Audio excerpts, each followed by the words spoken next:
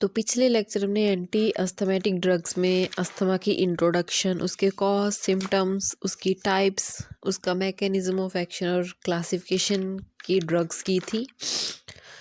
और आज हम उसी क्लासिफिकेशन में कुछ ब्रीफ देखेंगे, उसकी ड्रग्स के बारे में भी और उसके मैकेनिज्म ऑफ एक्शन के बारे में भी। मेनली ब्रोंकोडायलेटर्स ही मेन है और बाकी क्लासिफिकेशन का भी हम थोड़ा मैकेनिज्म ऑफ एक्शन देखेंगे।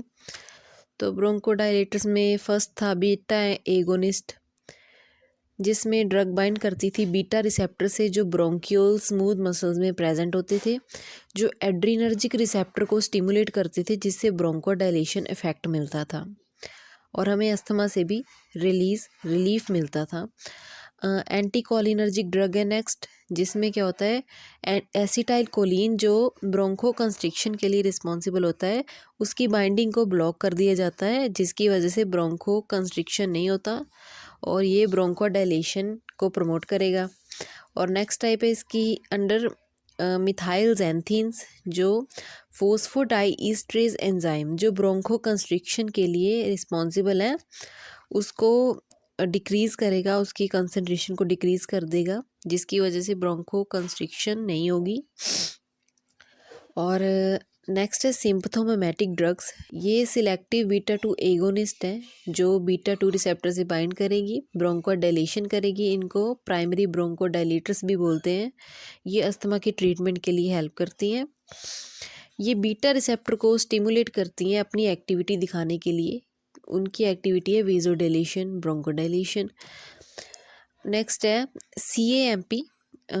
ये मेन रोल प्ले करती हैं CAMP में। CAMP क्या है? साइक्लिक एडिनोसिन मोनोफॉस्फेट पाथवे है ये एक। ये ब्रोंको कंस्ट्रिक्शन और डायलेशन के लिए रिस्पॉन्सिबल होती है। अगर CAMP इंक्रीज़ हो रहा है तो जो ब्रोंक्यूल्स हैं वो भी रिलैक्स हो रहे हैं, तो ये क्या करेंगी, CAMP को इंक्रीज़ करेंगी, जिसके कारण ब्रोंको डायलेशन होगा और स्मूथ मसल्स में रिलैक्सेशन होगी। जो सिम्पथोमेटिक ड्रग हम अस्थमा में देंगे वो कार्डियक फंक्शन में इफ़ेक्ट नहीं देंगे। इसकी एग्जांपल है एल्ब्यूट्रोल, लीवोल्ब्यूट्रोल, मेटोप्रोटिनोल, टर्ब्यूटालिन एटसेट्रा। तो ड्रग्स में हम देख रहे हैं साल्ब्यूटामोल। ये सिलेक्टिव बीटा 2 एगोनिस्ट है। कार्डियक सिस्टम में इसका बहुत कम असर होता है। इसको हम इन्हेलर्स के फॉर्म में यूज़ करेंगे। ये ब्रोंकोडायलेशन कॉज करेगा। ये बहुत ही जल्द 5 मिनट में अपना एक्शन देता है और 2 से 4 घंटों तक रहता है।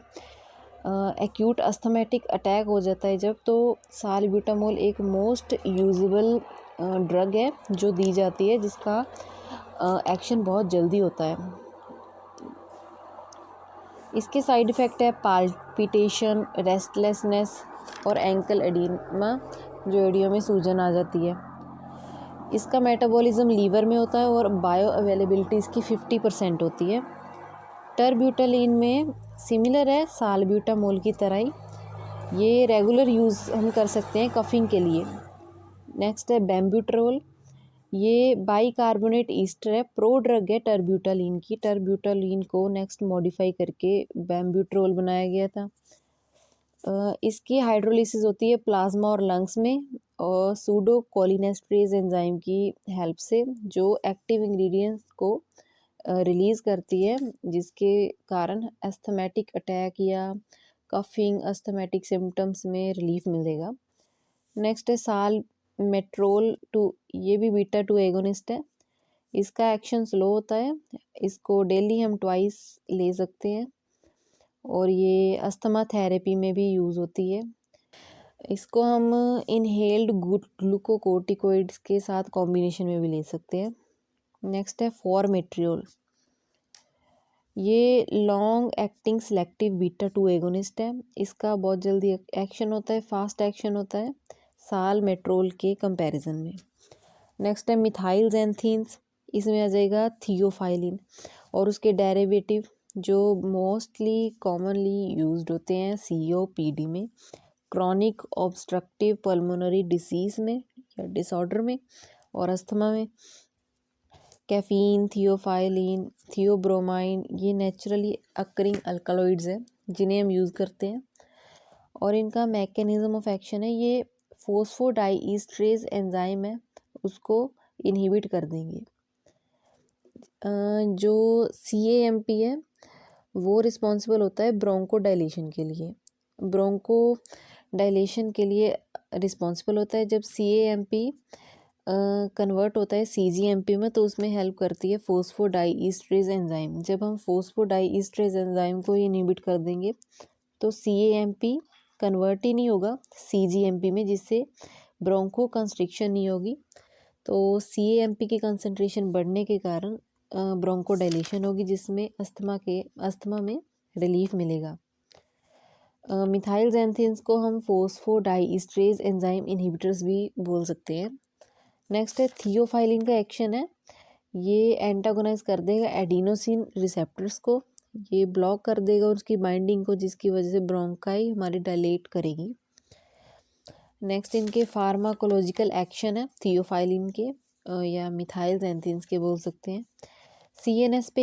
CNS पे ये स्टिमुलेशन कॉज करते हैं, इंक्रीज मोटर एक्टिविटी और CNS एक्टिविटी को भी इंक्रीज करेंगे। CVS कार्डियोवास्कुलर सिस्टम,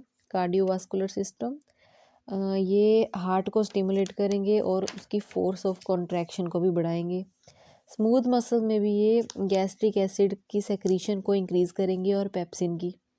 किडनी में ये डायूरेटिक की तरह एक्ट करेंगे और GFR ग्लोमेरुलर फिल्ट्रेशन रेट को भी इंक्रीज करेंगे। मेटाबॉलिक रेट भी इससे बढ़ेगा। स्मूथ मसल में ये रिलैक्सेशन कॉज करेंगे और वाइटल कैपेसिटी ऑफ लंग्स, कितना ऑक्सीजन कंज्यूम कर सकता है, कितना ऑक्सीजन इनहेल कर सकता है हमारा लंग, उसको भी इंक्रीज करेगा।